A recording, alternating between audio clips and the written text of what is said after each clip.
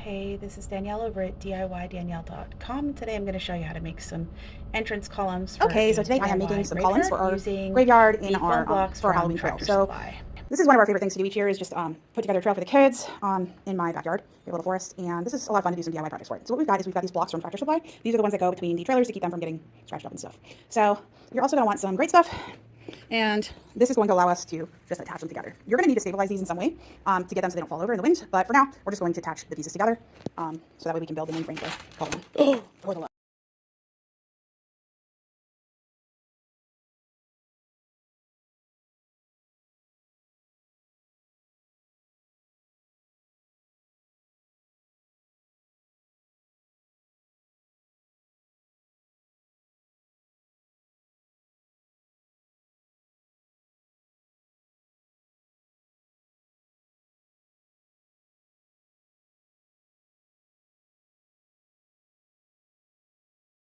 So I managed to mess up the spray foam every single time I do it, but I managed to get it out of the container, and all I did is put a layer of spray foam between each block, and then I weighed down the blocks so they would dry tight. Otherwise the spray foam does expand and then you have kind of a wonky column.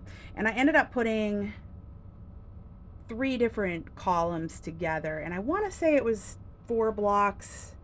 It might have been 5, but ideally don't connect them yet. It would be better to do your cuts first, and you'll see what I mean by cutting in a second. But ideally you'll do that first and then come back and do this piece. Or for this piece, I'm just drawing on the bricks that I want for my design on my columns, and I've got to do it on every side of these columns, so you flip it over. But I'm just using a scrap piece of wood to help guide me. Okay, so while you're cutting this, you're gonna really want some sort of a mask on, and you're gonna want to get your shop vac out just to clean up any extra foam. So what I've done is I've got my saw set so it is not cutting a deep hole. So you can do that on, I don't know if all of them do it, but I know this one does.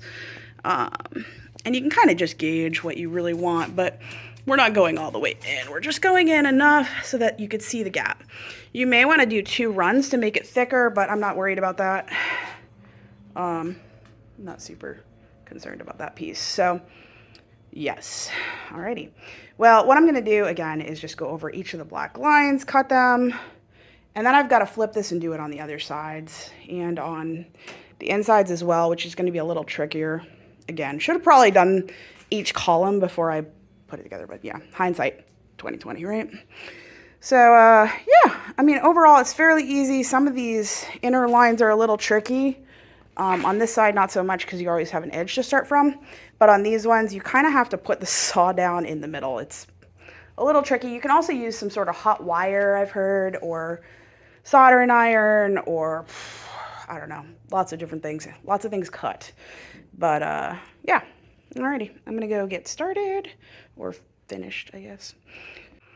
Okay, so you can sort of still see the black, which is fine because we're going to paint over it. But you can see where the lines are.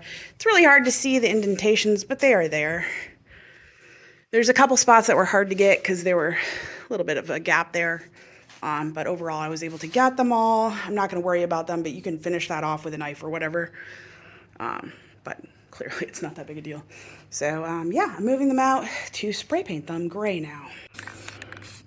So I'm going to just go ahead and cover all this and then let it dry, and then I'll do the sides that haven't been done yet. And again, you want to wear you want to wear a mask for this, so you're not breathing in all of the stuffs. And yeah, and get all your sides and everything as well.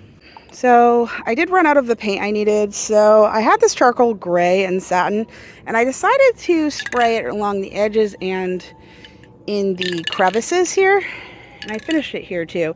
It's not a huge difference, but I'm thinking it might actually be nice to do this and then cover with the normal gray that I was using, so it might just darken the lines a little bit. I was going to darken them manually, but I think this actually is a good bet.